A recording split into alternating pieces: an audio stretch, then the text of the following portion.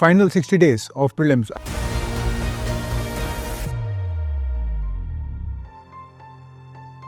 Hello and welcome. I know that you don't feel welcome because it is a lot of stress. I understand that.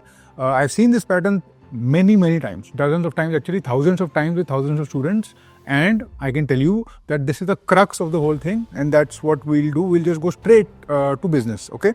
दो चीज़ें आपको करनी है, दो चीज़ें आपको नहीं करनी है.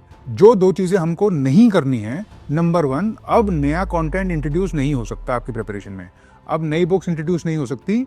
अब कोई भी फिजिकल पेपर या टेक्स्ट या पीडीएफ जो आपने पहले नहीं पढ़ी हुई नहीं होगी इंट्रोड्यूस, क्योंकि actually a matter of recall and to the extent that you have recalled previously learn information that will come to your rescue in the prelims. लगता है कि हमको सिलेबस कंप्लीट करना है. सिलेबस कंप्लीट करने वाला कॉन्सेप्ट यूपीएससी के exam में नहीं होता है.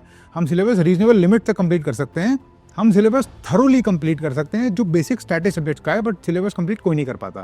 तो first thing that you will not do is introduce new subject. Second thing that you will not do from this point onwards is to include more current affairs. Current affair इससे ज़्यादा नहीं पढ़ने. ज़्यादा से ज़्यादा 15-20 दिन अगर आप पहले से पढ़ते चले जा रहे हो और आपकी रूटीन बनी ही हुई है, if you are reading the newspaper and you haven't broken that, maybe you can read that for another 15 days, 20 days, but let us just focus on the actual thing that is going to come in the exam. The actual thing जिस पे पूरी की पूरी fight based होगी, success और failure determine होगा, वो ये होगा कि जो बेसिक कॉन्सेप्ट्स और बेसिक क्वेश्चंस हैं, जो स्टैटिक पोर्शन से क्वेश्चन आए हुए हैं, वो कौन गलत करता है और कौन ठीक करता है. The factor that will determine your victory और loss will be accuracy and it will not be your width. हालांकि विड्थ इंपॉर्टेंट है, बट एक्यूरेसी पे ही प्रीलिम्स पास होता है या फेल होता है. जो दो चीज़ें आप करोगे, but very important that you need to do now, more important than anything else. Number 1, emotional control. जैसे जैसे प्रीलिम्स आएगा, फोमो की फीलिंग बढ़ेगी, बहुत सारे सोर्सेज आएंगे, बहुत सारे चीट कोड्स मिलते रहेंगे आपको, बहुत सारा कंटेंट आता रहेगा. हमको वो नहीं सुनना है. You need to curtail the amount of information that you stop. You need to stop accumulating new information now, and you need to have structure. That's the second thing you're going to do. You are going to adopt a structure. You will hold that structure. That structure will take you further. The structure I will give you. The structure if you already have, आप उसको follow करो. Do not break that. इस point से आगे चलते चलते बिखरने की पूरी प्रोबेबिलिटी है. बहुत मेहनत करी हुई है लोगों ने. I've seen so many people completely just get fractured in the last 1 or 2 months. We're not going to allow that to happen. Now let us get into the specifics. We have 60 days to go. We are going to divide that into 45 and 15. आखिरी के 15 दिन, वह 25 मई को prelims है, तो लगभग 5 मई तक सब कुछ हो जाना चाहिए. हम थोड़ा सा ज़्यादा मार्जिन लेके 1 मई की let us take that deadline. और तो आखिरी के 25 दिन के आसपास या 15 दिन के आसपास प्योर रिवीजन है और कुछ नहीं हो रहा है और कॉग्निटिव लोड कम करना है उस टाइम पर. उससे पहले हमारे पास टाइम है रिवीजन और रिकॉल का. It is critical that you spend this time in revision, recall and testing. Stop accumulating new information because you will not be able to swallow it and digest it. First things first, आपके पास 3 दिन हैं. आप अभी से 3 दिन ले लो. All you will do in the next 3 days is consolidate all the information. जितनी भी information है, जितने भी pages हैं, उसको consolidate करना है. कुछ भी bleak या कुछ भी misinterpreted या कुछ भी gray area में नहीं छोड़ना है. You have to clearly define the boundaries of the text. You have to clearly define the number of pages for what you are reading. जो essential static subjects हैं जो पढ़े होने चाहिए थे अभी तक, I already did mention them in the previous video, but I will tell you what those essential book lists are. I am sure कि आपने कुछ हद तक तो वो कर ही ली होगी. उसके बाहर नहीं जाना है और उसको consolidate करना है. आपके पास, आपके सिस्टम पे या आपके पास, आपके सामने आपके पास वो टेक्स्ट होना चाहिए जो बार बार पढ़ा जाएगा. That's one. After 3 days, weakest subject first. If that means कि आपका वीकेस्ट सब्जेक्ट सीसैट है, तो फिर हम सीसैट पे कुछ 4-5 दिन दे रहे हैं डेडिकेटेड, जिसपे हम और कुछ नहीं कर रहे. अभी भी हमारे पास वो लग्जरी है 4-5 दिन डेडिकेटेड देने की, और उसको इस लेवल पे ले आओ समवॉट कंपेरेबल. तो आपके पास रफली 3 से 5 दिन, 8 दिन, 1 हफ्ते के आसपास है to consolidate and to bring your weakest subject up and not worry about anything else. Then once you are done,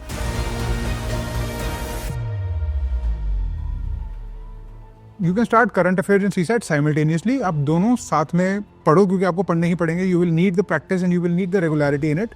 my recommendation is no more than 5 days for a revision for each subject. No less than 3 times. No less than 3 times भी बहुत conservative amount है. Actually when I have spoken to many people, many toppers, जो सबसे static core content है वो 20-20 बार पढ़ा जाता है वैसे तो रिवीजन से पहले. बट चलो, let us assume that safe number of 3 and let us try to outdo that 3 actually.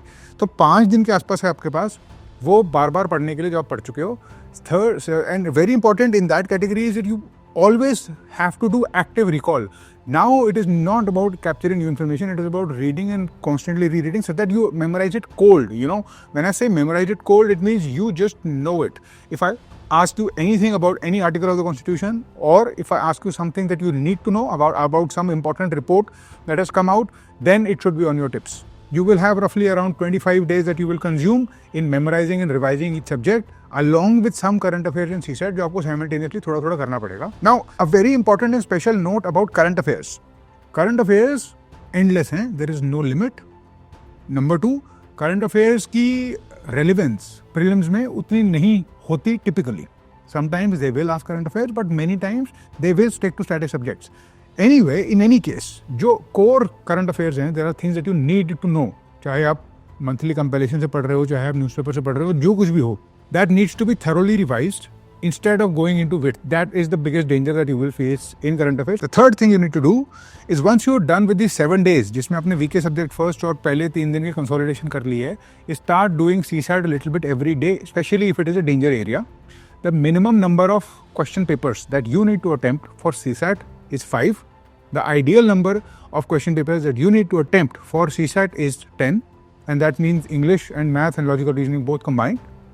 The minimum number of mock tests that you should take before prelims is 5. The optimal number of mock tests, simulation tests for prelims, it include GS and CSAT both, are at least 15. That is optimal. 15 से कम में you don't get that exam simulation, and if you have not yet worked on your accuracy, if you have not yet worked on elimination, then that instinct has to be developed. Another thing जो आपको करनी चाहिए, जो आपको करनी है इस time के बाद, is जब भी आप previous year questions देख रहे हो या question papers attempt कर रहे हो या mock test दे रहे हो, is error tracking. You need to now start keeping a log of your errors, and you need to understand आप कहाँ गलती कर रहे हो. And when I say कहाँ गलती कर रहे हो, I am talking about being very specific about which option you did not know and why. अगर हो सके तो उसके लिए अलग रजिस्टर होना चाहिए आपके पास. हो सके तो आप उसको एवरनोट में स्टोर करो. जो भी करो, आपको पता होना चाहिए कि आपकी गलती कहाँ हुई है और कैसे उसको नहीं करना है आगे. That is another way of accumulating information.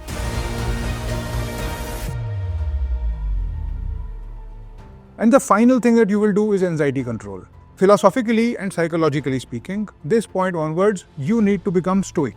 And you know what stoic is? Stoic means that I am not given to anxiety. I am not given to laziness. I am in the middle.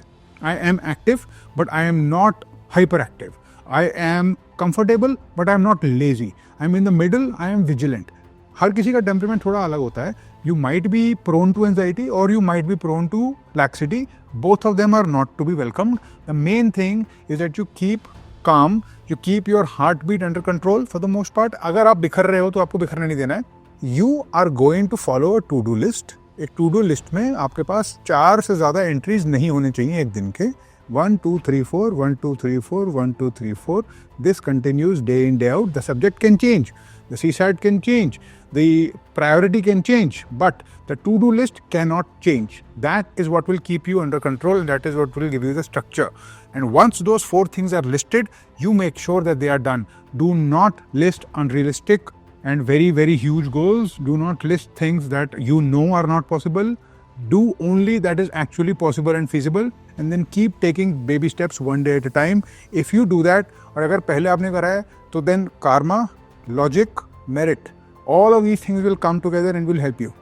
If you keep anxiety control and emotional control on top of it, then you will clear prelims. That much I can tell you. I will keep guiding you in the process. I will keep giving you flashcards, current affairs notes, and everything that I can give you on the way, just to make sure that things are simple, and I'll keep providing the structure. So that's what you're doing, ladies and gentlemen. I have also provided for you a detailed roadmap of what you can do day to day that also you can follow. And so that is linked for you. You will find every important resource that I mentioned. I wish that this has tremendous value. It helps you. I'll be with you along this journey, and all the best.